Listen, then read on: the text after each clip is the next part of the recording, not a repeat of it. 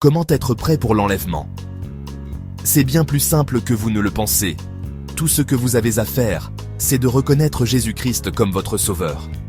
Mais si vous posez cette question, c'est probablement parce que vous avez entendu que tous les chrétiens ne seront pas enlevés, mais que seuls les super chrétiens qui vivent dans la sainteté le seront, tandis que tous les autres subiront la tribulation.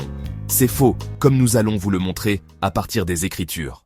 Il faut commencer par comprendre les raisons de la tribulation.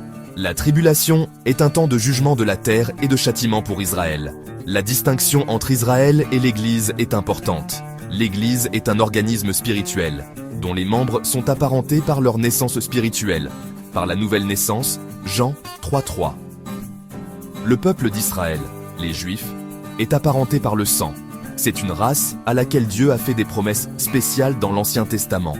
Dieu a décrété un temps de jugement à cause de l'infidélité d'Israël, dont il est clairement dit qu'il ne concerne qu'Israël. Daniel 9, 24, 27. Gabriel a transmis à Daniel un message de Dieu. Daniel 9, 20, 21.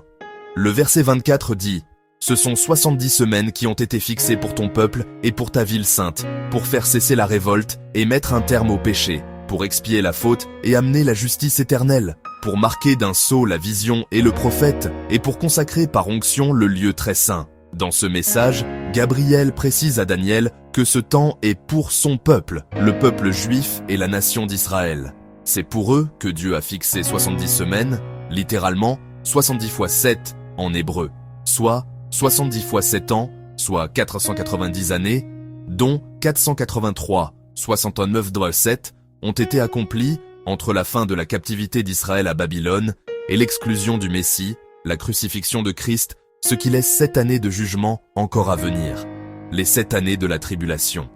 On voit donc que cette prophétie concerne d'abord Israël et que le but du jugement est d'expier la faute et d'amener la justice éternelle, de marquer d'un sceau la vision et le prophète et de consacrer par onction le lieu très saint.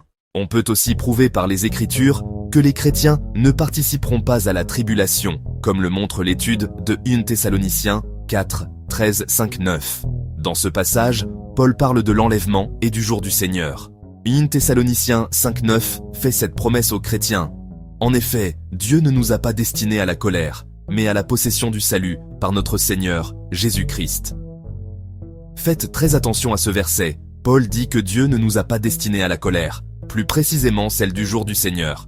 1 Thessaloniciens 5, 2. On trouve une preuve supplémentaire que les croyants n'auront pas à subir la tribulation en 1 Corinthiens. Dans cette lettre, Paul reprend fermement ses lecteurs comme des chrétiens charnels. Mais au chapitre 15, il parle de l'enlèvement sans indiquer que certains croyants corinthiens seraient laissés sur terre à cause de cela. Les véritables croyants en Jésus-Christ n'auront pas à subir la tribulation. Vous ne demeurerez sur terre, lors de l'enlèvement, que si vous n'avez pas accepté Christ comme votre sauveur.